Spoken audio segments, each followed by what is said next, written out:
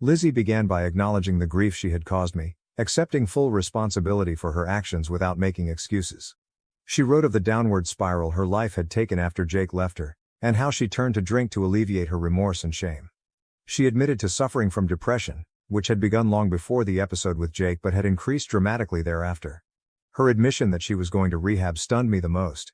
She had apparently been in a treatment facility for the previous 6 months, focusing on her sobriety and mental wellness. She wrote of the grueling treatment sessions, group gatherings, and the difficult task of confronting her demons. Lizzie mentioned that part of her healing journey was making amends to individuals she had harmed. She clarified that she did not seek forgiveness and respected my decision not to include her at the wedding. Her intention in writing was just to apologize and inform me that she was attempting to become a better person. The letter finished with a story from our childhood. I stood up for her against some bullies at school. Lizzie stated that she had always admired my tenacity and honesty, and that betraying me was her biggest regret in life. I'd want to say that after reading the letter, I felt a rush of forgiveness, but the truth is that I was left conflicted. A part of me remained furious and sad, while another sensed a glimmer of the sisterly affection we had shared. I decided to take some time to examine my emotions before making any decisions. After a few days of deliberation and numerous conversations with Alex, I decided to meet Lizzie at a neutral location, a quiet cafe in town. Seeing her in person after 3 years seemed weird. She looked different, thinner, with black circles under her eyes, but she exuded a peace that had not been there before.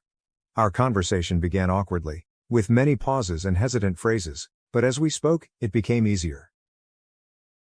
Lizzie restated what she had said in the letter, her voice breaking with emotion as she apologized once more for the hurt she had caused.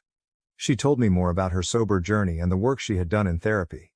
Lizzie even showed me a journal in which she had been writing letters to me as part of her recovery, though she had no intention of sending them.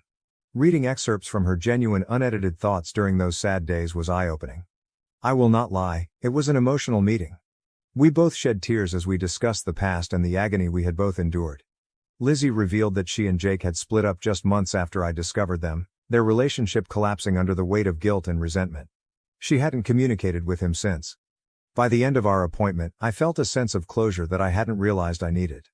The wrath that had been burning inside me for years began to subside, and was replaced by a complex mix of sadness, relief, and cautious hope. After much deliberation and debate with Alex, I have decided not to invite Lizzie to the wedding. It's too soon and I want to enjoy my special day without additional worry or mental issues.